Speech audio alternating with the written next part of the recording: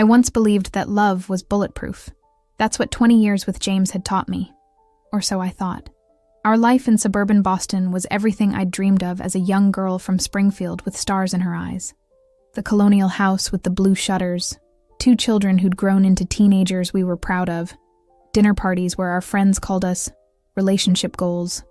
I was Emily Bennett, the woman who had it all figured out. The morning it all unraveled started like any other Tuesday. September in New England brings a certain crispness to the air that always made me feel alive.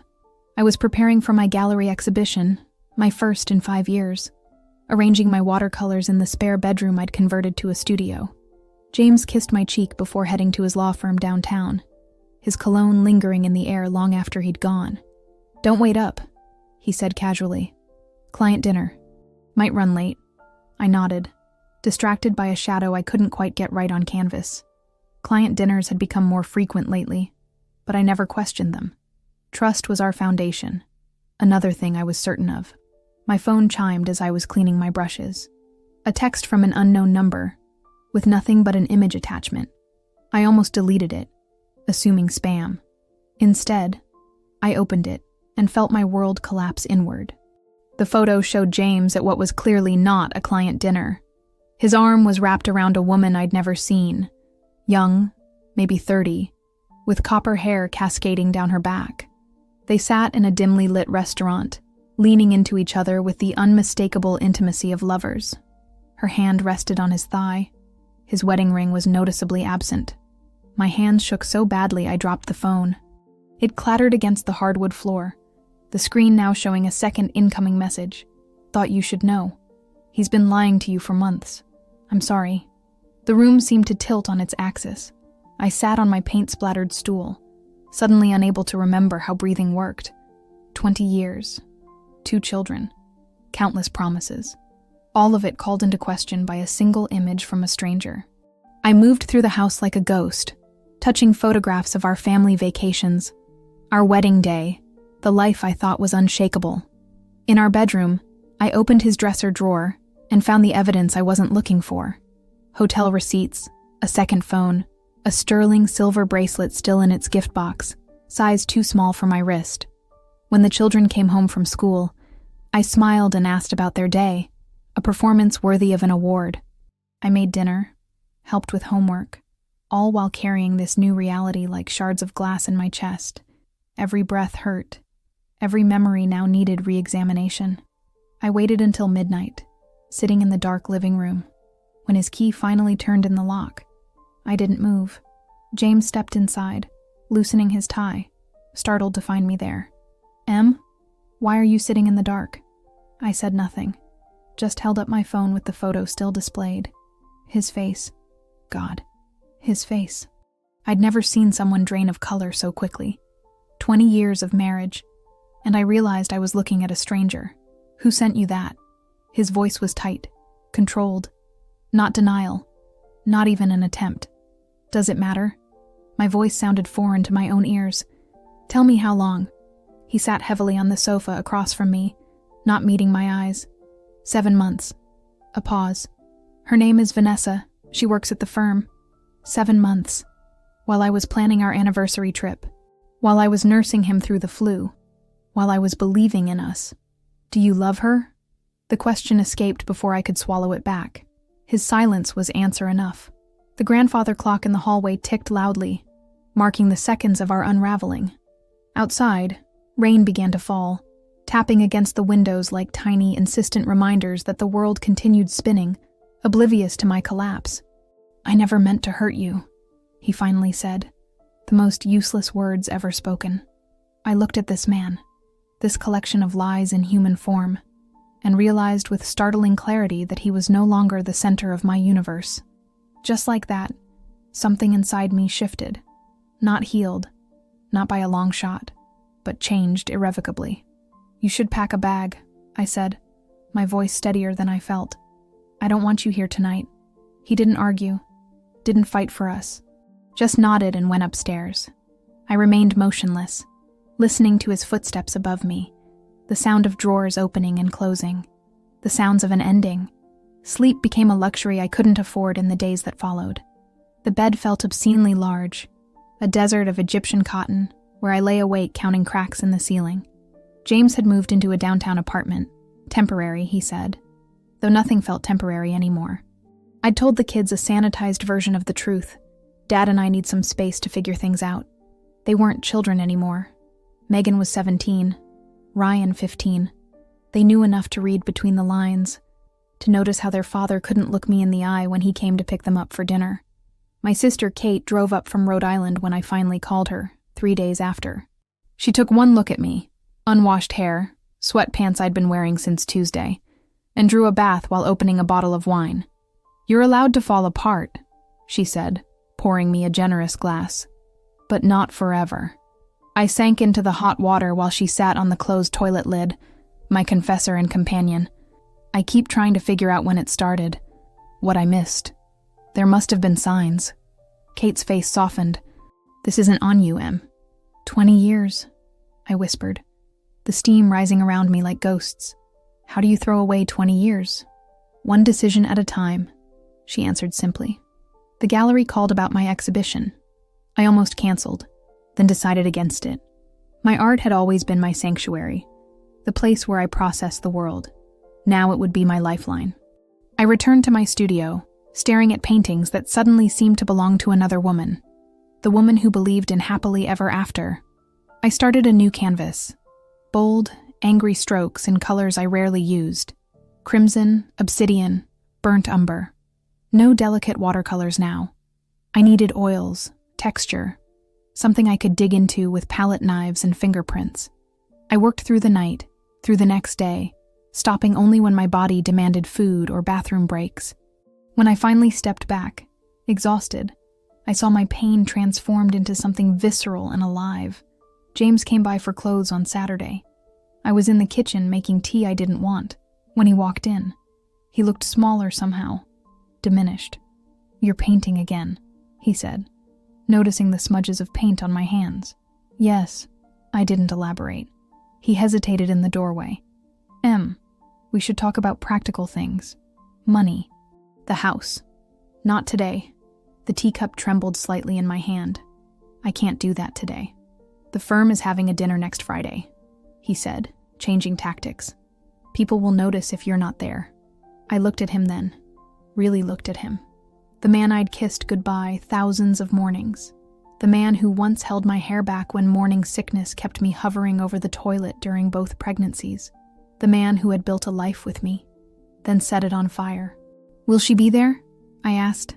His eyes darted away. "Answer enough. Then I won't be." I placed the untouched tea in the sink.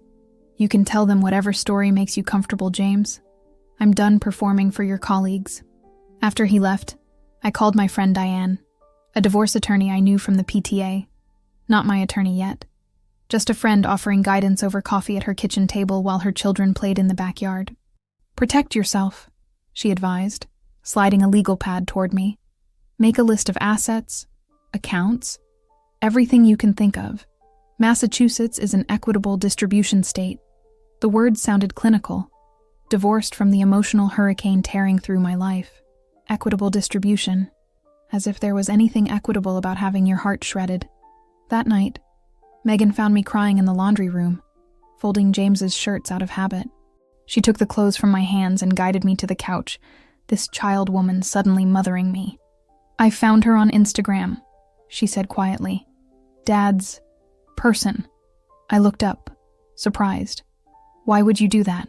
She shrugged, a gesture so like her father it made my chest ache. "Know your enemy, right? She posts a lot of quotes about finding your soulmate, even when it's complicated." Her voice dripped with teenage disdain. "It's pathetic."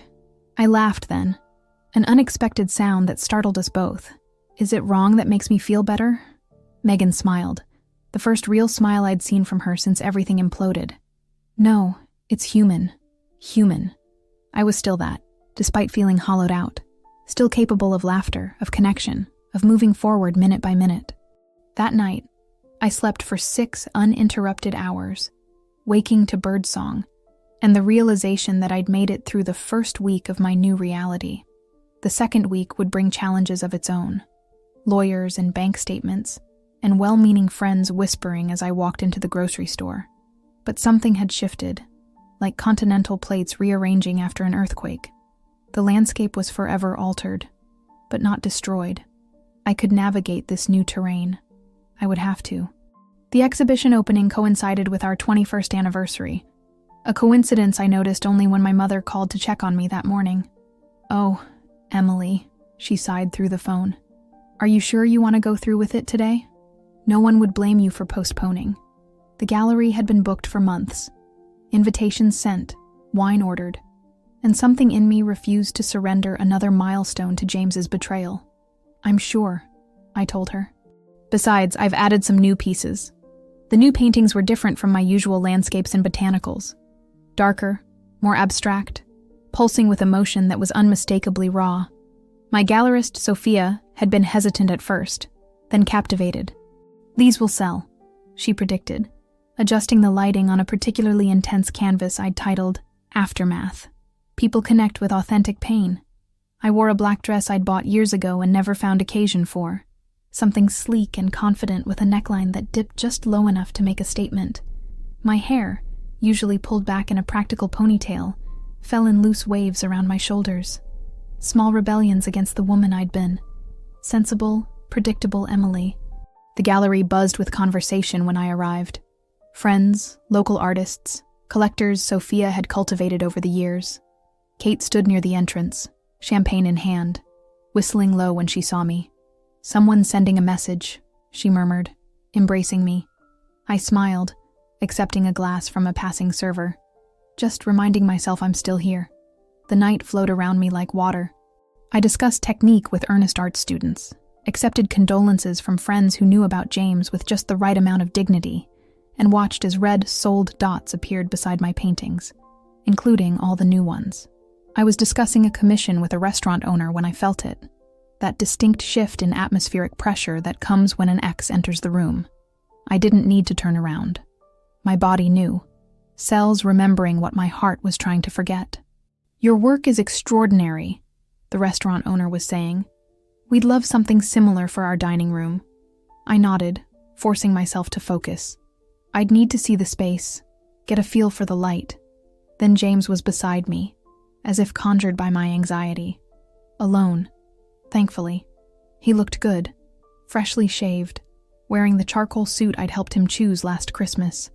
His presence created ripples of whispers around us. "Emily." My name in his mouth still had the power to wound. "I wasn't sure if you'd want me here, but I wouldn't miss your opening." The restaurant owner, sensing the tension, excused himself. I took a deliberate sip of champagne. "It's a public event." His eyes traveled to the wall where my new paintings hung. I watched recognition dawn on his face as he absorbed the emotions captured there. Betrayal, rage, grief laid bare in oils and canvas. "These are," he trailed off. "Honest," I finished for him. He nodded slowly. "You've always been able to see right through things, through me. Not accurately enough, apparently, but I kept that thought to myself." "Congratulations," he said, gesturing to the red dots.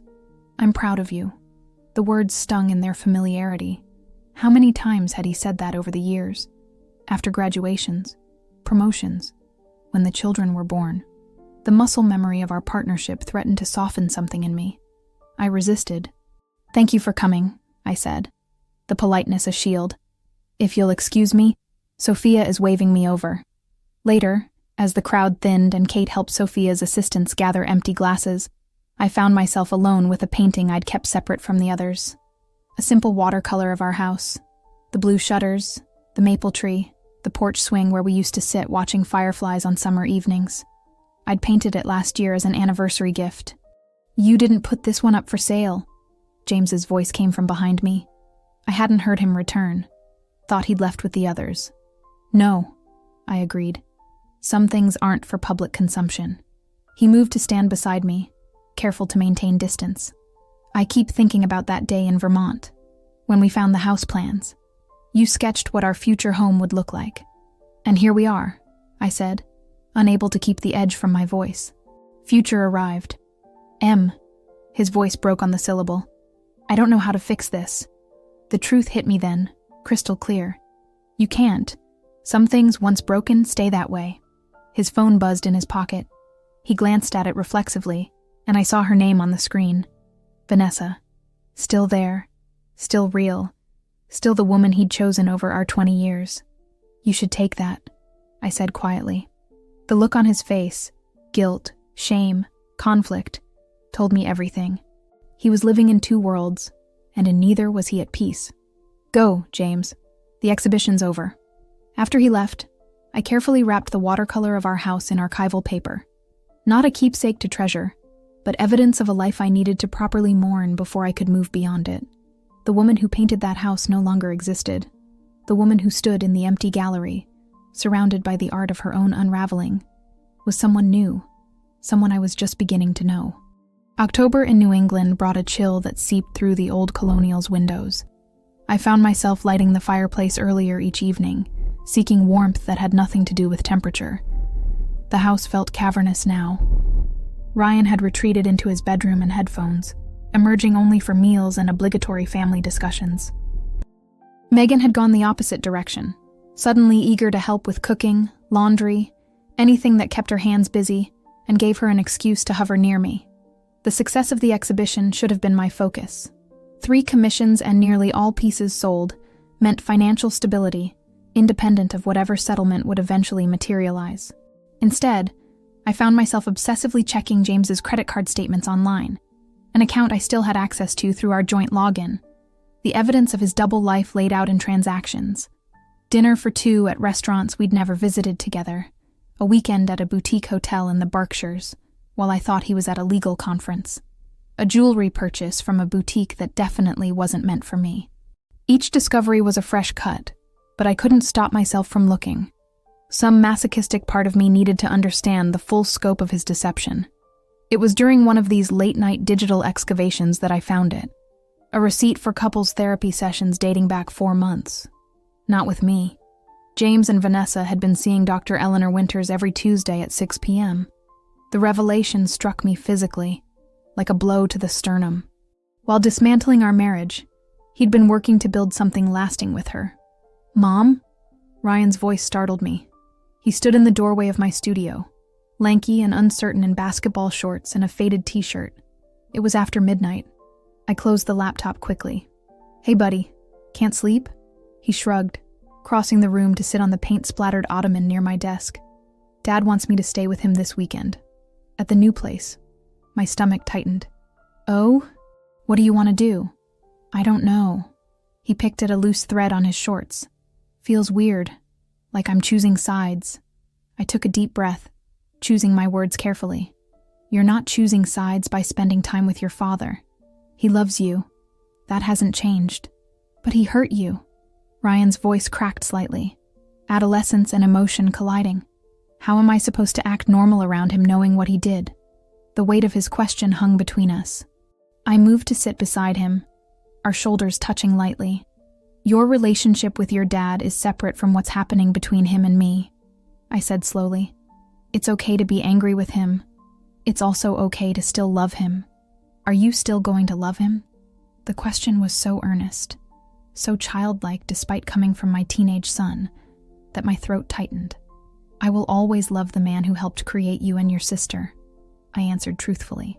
But I don't think I can be his wife anymore. Ryan nodded, absorbing this.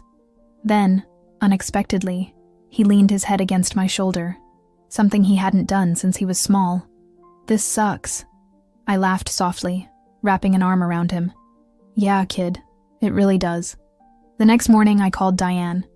We met at a cafe far from our usual haunts, where I was less likely to encounter mutual friends, or worse, James's colleagues. You need to stop accessing his accounts, she advised after I confessed my late-night sleuthing. It could complicate things legally. Besides, what good is coming from torturing yourself? Knowledge is power, I countered weakly. She reached across the table to squeeze my hand. In this case, maybe peace is power. Emily, you know enough. It's time to focus on what comes next. What came next was a meeting with my own therapist, Dr. Levine, who'd helped me through postpartum depression after Ryan was born. I hadn't seen her in years, but she remembered me, her office still scented with the same lavender diffuser, still lined with the same soothing watercolor landscapes. Grief isn't linear, she reminded me after I'd unloaded the whole story. Especially when the person isn't actually dead, just transformed in your understanding of them. I keep having these moments where I forget, I admitted. I'll see something funny and think, I need to tell James about this, before remembering that James isn't mine anymore. Your brain is rewiring, she explained. 20 years of neural pathways don't redirect overnight. Later that week, I ran into Vanessa at the grocery store, an encounter I'd been simultaneously dreading and perversely hoping for. She was younger up close, her copper hair pulled back in an elegant knot, designer handbag hooked in the crook of her arm. She froze when she saw me by the produce, a bundle of kale suspended midair. For a moment, we just stared at each other. These two women who knew intimate details about the same man, who had both held his sleeping body on countless nights. I expected to feel rage, but instead found myself oddly calm, almost curious. "Emily," she finally said, her voice higher than I'd imagined. Don't. I cut her off. "Don't say you're sorry when we both know you're not." She flushed, kale still dangling from her manicured hand. "This isn't how I never wanted to break up a family," I finished for her. Funny how actions have consequences. I left my half-filled cart in the aisle and walked out, hands shaking but head high. In the parking lot, I sat in my car and cried. Not for James, not even for me, but for the absurdity of it all. The cosmic joke that had me confronting my replacement between organic vegetables and overpriced granola. Divorce proceedings have a language all their own. Petitioner and respondent, equitable distribution, marital assets, temporary orders. I learned these terms sitting across from Diane in her office, now officially my attorney, rather than just a sympathetic friend. She'd recused herself from the PTA to avoid any conflicts of interest, a small sacrifice in the service of helping me navigate these uncharted waters. "James has retained Marcus Hoffman," she informed me, sliding a business card across her mahogany desk. The name meant nothing to me. He's aggressive but fair, known for pushing hard in initial negotiations, then settling before trial. "Is that good or bad for us?" I asked, examining the embossed lettering on the card. "Depends on James," she replied.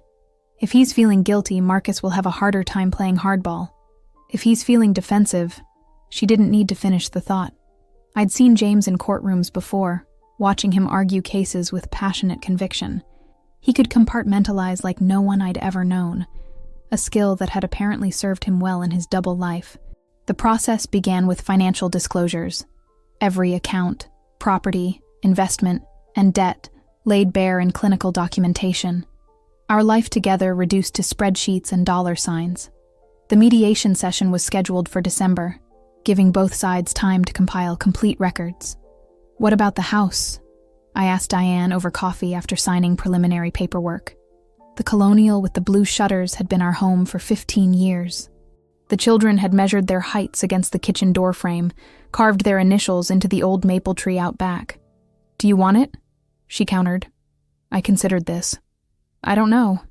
It feels like both a sanctuary and a mausoleum."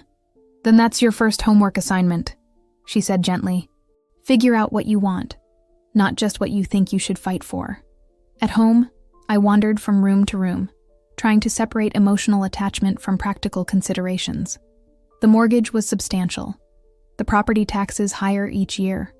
Maintenance on a house this age was constant. Without James's income, could I reasonably afford to keep it? Did I even want these daily reminders of our former life? Megan found me sitting on the window seat in the master bedroom, staring out at the browning November lawn. "Are we going to move?" she asked, settling beside me. "I'm not sure yet," I answered honestly. "Would that upset you?" She thought for a moment, twisting a strand of hair around her finger. "Kind of. But also, maybe it would be good. A fresh start, out of the mouths of babes. Or rather, perceptive teenagers who sometimes saw more clearly than their parents." The first real conflict erupted over James's retirement accounts. A significant portion had been funded during our marriage, but he'd made contributions before we wed. His attorney pushed for a 70-30 split in James's favor. Diane advised me not to accept anything less than 50-50. He's trying to buy his freedom with your future security, she said bluntly during a tense phone call. Don't let him. When James called to discuss it directly, against both our attorneys' advice, I steeled myself before answering. Emily, be reasonable, he began without preamble.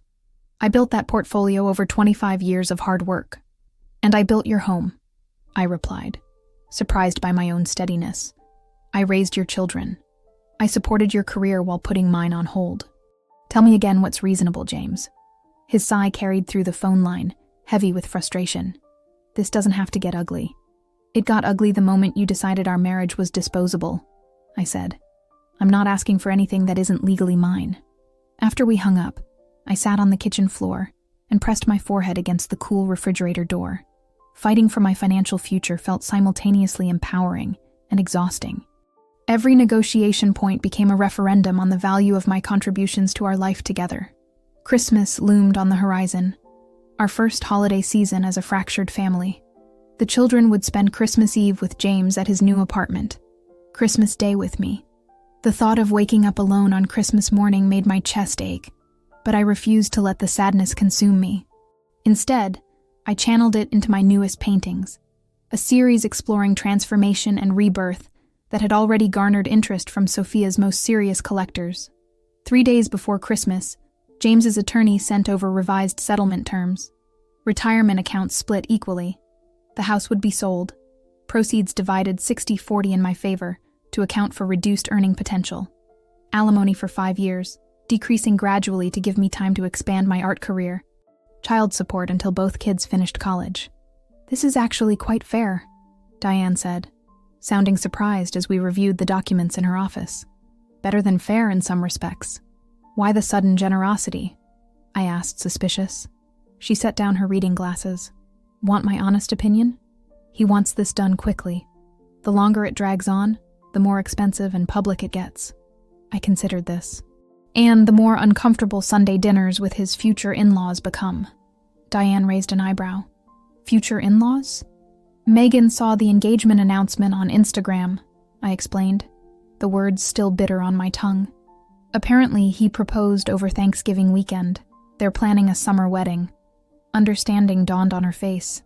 Ah, that explains the favorable terms. Guilt is expensive. I signed the preliminary agreement that afternoon, initialing each page with mechanical precision. Outside, the first snow of winter was falling, transforming the world into something unrecognizable, yet beautiful in its way. I stood watching it through Diane's office window, feeling oddly light despite everything. Not happy, exactly, but unburdened. We'll file these tomorrow, Diane said, organizing the documents into a folder. Barring any surprises, you'll be legally divorced by Valentine's Day. I laughed, a genuine startled sound. How poetic. Emily, she said, her tone shifting to something more personal. You know this is just paperwork, right? The real healing happens after the ink is dry. I nodded, still watching the snow accumulate on cars and sidewalks. I'm starting to understand that. On the drive home, I took a detour past the gallery where my new works hung in the winter showcase. Through the plate glass windows, I could see people gathered inside, glasses of wine in hand, examining my pain transformed into something worth looking at, worth paying for, worth hanging on walls to contemplate daily. I didn't go in. Instead, I sat in my car watching strangers connect with the visual language of my recovery. In that moment, I realized I was building something new from the wreckage, not just surviving, but creating. The thought sustained me all the way home. February arrived with bitter winds and the final divorce decree. I signed the papers in Diane's office on a Tuesday morning, the sky outside a flat gray that matched my mood. Not devastation. I'd moved beyond that, but a quiet, contemplative melancholy. 21 years distilled into black ink on legal documents. The dissolution of a union as clinical as its beginning had been romantic. Congratulations, Diane said, the word landing awkwardly between us. Or, I'm sorry. I never know what to say at this part. I smiled faintly. Neither do I. There was no celebration, No dramatic burning of wedding photos or cutting up of his suits like women did in revenge movies. Just a stop at the realtor's office to sign the listing agreement for the house, then home to tell the children it was official. They'd known it was coming, of course, but the finality seemed to hit Ryan particularly hard. "So that's it?" he asked, slouched at the kitchen counter while I prepared dinner. "You're not mom and dad anymore?" I put down the knife I'd been using to chop vegetables. "We'll always be your mom and dad, Rye. That hasn't changed and never will." "You know what I mean," he muttered, picking at a spot on the granite. "You're not together." "No," I agreed softly. "We're not." That night, after the kids were in bed, I ran a bath as hot as I could stand it and submerged myself completely, letting the water muffle the world outside. When I emerged, I studied my reflection in the steamy mirror, the lines at the corners of my eyes, the gray starting to thread through my hair, the body that had carried and nursed 2 children. I looked both exactly the same and fundamentally different from the woman who had married James all those years ago. The real estate agent called the next day, with news of an interested buyer, a young couple expecting their first child, enchanted by the blue shutters and the height markers on the kitchen doorframe. They wanted to move in by April. The timeline felt simultaneously too rushed and not soon enough. "Where will we go?" Megan asked when I told the kids over dinner. I'd been researching options for weeks. I found a townhouse near Walden Pond, 3 bedrooms, a small garden, and, I added, watching their faces carefully, a studio space with north-facing windows for my work. "Concord?" Ryan looked up from his plate. "That's 40 minutes from Dad. 30 with no traffic," I corrected gently. "And yes, I've discussed it with him. We'll adjust the custody schedule to account for the distance." What I didn't tell them was how the decision to move further from Boston had come after a particularly difficult run-in with James and Vanessa at a restaurant near our current home. The thought of continuing to share the same grocery stores, coffee shops, and theaters was untenable. I needed space, geographical as well as emotional, to rebuild. The townhouse was modern, nothing like our colonial. Clean lines and open spaces, walls begging for new art. I signed the purchase agreement using my portion of the proceeds from our family home, my signature steadier this time. Emily Bennett, single homeowner. Another first in this season of unwanted milestones. Kate drove up to help me start packing, armed with boxes, bubble wrap, and a determination to make the process as painless as possible. "Keep, donate, or trash," she instructed, setting up 3 stations in each room. "No lingering, no second-guessing. If it doesn't serve your future, it doesn't come with you." We tackled the easy spaces first: kitchen, bathrooms, living areas. The master bedroom was harder, filled with shared memories and abandoned possessions. James had taken only what he immediately needed, promising to sort through the rest before the move. He hadn't. "What am I supposed to do with 20 years of anniversary cards?" I asked Kate, holding a shoebox full of them. "It feels wrong to throw away something that was true when it was written." She considered this, unusually serious. "Maybe you don't have to decide right now. Pack them away. Revisit when you're ready." The children approached packing differently. Ryan was ruthless, discarding childhood memorabilia without sentimentality. Megan cataloged everything, wrapping each treasure in tissue paper with handwritten labels. I recognized myself in her careful preservation, wondering if she too would someday need to untangle her identity from objects that held too many memories. March brought the first real signs of spring and an unexpected invitation from my gallery owner, Sophia. "There's an arts retreat in the Berkshires next month," she explained over lunch at a cafe near the gallery. 3 weeks, all expenses paid. One of the attendees had to drop out for health reasons. "I suggested you as a replacement." I blinked, surprised. "I can't leave the kids for 3 weeks. They'll be with James for spring break anyway," she pointed out. "That's 1 week covered, and they're old enough to manage the other 2 with proper support. This is an opportunity, Emily. Don't dismiss it out of hand." That evening, I broached the subject with the children, prepared for resistance. Instead, I found unexpected allies. "You should definitely go," Megan insisted, looking up from her history textbook. "Dad said we could stay with him if you need to travel for work." "He did." This was news to me. She nodded. "I think he feels guilty." "Good. Ryan muttered from the couch, not looking up from his phone. I spoke with James the following day, a stilted conversation about logistics and schedules. He was surprisingly accommodating. "Take the opportunity," he said, his voice professional, measured. "The kids will be fine." I wanted to ask if Vanessa would be staying at his place while the children were there, but bit back the question. Those boundaries were still being negotiated, silently and painfully, between all parties. The day before closing on the Colonial, I walked through each empty room alone. The furniture had been either moved to the new place, claimed by James, or donated. Only echoes remained. The ghost of a laugh here, the shadow of an argument there. In the kitchen, I traced the height markers on the doorframe one last time, cataloging each year of growth. Outside, the maple tree was budding, tiny green promises emerging from winter-bare branches. I placed my palm against its rough bark, feeling the carved initials beneath my fingers. J+E, etched during our first summer here. The tree would outlive our marriage, witness new families, new love stories, new betrayals.